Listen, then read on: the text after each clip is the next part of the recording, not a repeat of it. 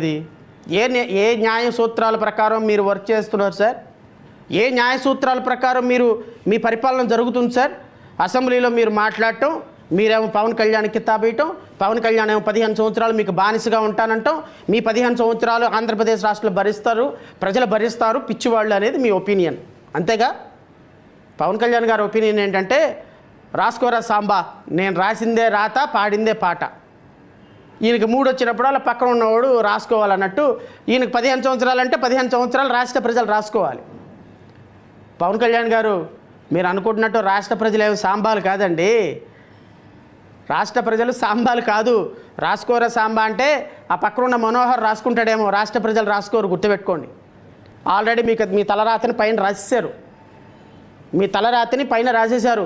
మీరు ఎన్డీఏకి national chairman అయినా, సౌత్ ఇండియా కోఆర్డినేటర్ అయినా, ఈ రాష్ట్ర ఉప ముఖ్యమంత్రి అయినా 2029 ఎలక్షన్ అనేది ఈ రాష్ట్రంలో ఎలిమినేట్ అయిపోయేటువంటి ఒక పొలిటీషియన్ ఎవరైనా ఉన్నారా అంటే గౌరవ ఉప ముఖ్యమంత్రి పవన్ కళ్యాణ్. ఎందుకు అంటే రాష్ట్ర ప్రజలు మీకు రాజకీయంగా సమాధి కట్టాలని సమాధి ప్రిపేర్ చేసి రెడీగా పెట్టారు.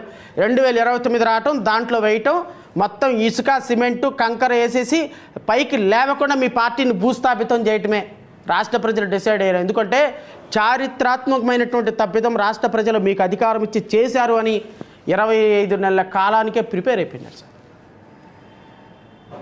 ఇట్లాంటి దరిద్రులను తీసుకొచ్చి పెట్టుకున్నామురా బాబో, ఏం చేయాలి? ఈయన మాటలేందో అర్థం కాదు, ఈయన చేతలేందో అర్థం కాదు, ఈయన స్టేట్మెంట్లేందో అర్థం కాదు, ఈయన బానిసత్వం ఏందో అర్థం కాదు, ఈయన అధికారం ఏంటో అర్థం కాదు, ఈయన లాజిక్ ఏంటో అర్థం కాక బుర్ర పీక్కుంటున్నారు.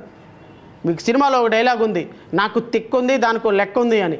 సినిమాల్లో ఉందేమో కానీ మీ తిక్కకి రాజకీయాల్లో లెక్కే లేదు. మీ తిక్కకి రాజకీయాల్లో లెక్కే లేదు. మీ తిక్కకి లెక్క లేకపోగా రాష్ట్ర ప్రజల ఆలోచన ఈ తిక్కని ఎట్లా అర్థం చేసుకోవాలో అర్థం కాక రాష్ట్ర ప్రజలకి తిక్కెక్కిపోతాం, మీ జన సైనికులకి తిక్కెక్కిపోతుంది. 15 సంవత్సరాల పాటు మీ ప్రభుత్వాన్ని మొయ్యాలా? ఎందుకు మొయ్యాలండి? దీనికోసం మొయ్యాలా మీ ప్రభుత్వాన్ని? రాష్ట్ర ప్రజలు ఎందుకు మొయ్యాలండి? మీరు మోసుకోండి కావాలంటే, మీరే 15 సంవత్సరాలు కాకపోతే 20 సంవత్సరాలు మోసుకోండి. మిమ్మల్ని మోయాల్సిన అవసరం రాష్ట్ర ప్రజలకు లేదు. ఎందుకు అంటే అబద్ధాలతో కూడినటువంటి ప్రభుత్వం. ఈరోజు ఈ కమిషన్ ఎంక్వైరీ, తిరుమల వెంకటేశ్వర స్వామి దగ్గర వేసిన కమిషన్ ఎంక్వైరీ ఏమైంది? ఎవ్వరికి తెలియదు, ఇంతవరకు రిపోర్టే లేదు. సింహాచలంలో గోడ కూలి 10 మంది చచ్చిపోయారు, ఏమీ లేదు.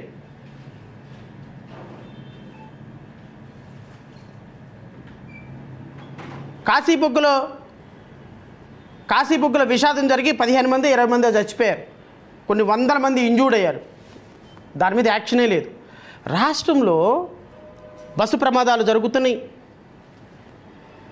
ఇండస్ట్రీస్ బ్లాస్ట్ అయ్యి కొన్ని 10ల మంది చచ్చిపోతున్నారు, వరదలు వస్తున్నాయి, వానలు వస్తున్నాయి, కోల్డ్ స్టోరేజ్లు కాలిపోతున్నాయి. ఏమి కాలిపోయినా మాకు ఏమీ సంబంధం లేదనుకొని మధ్యలో వాయించుకుంటా ముఖ్యమంత్రి ఒక పక్క, ఉప ముఖ్యమంత్రి ఒక పక్క మధ్యలో వాయించుకుంటా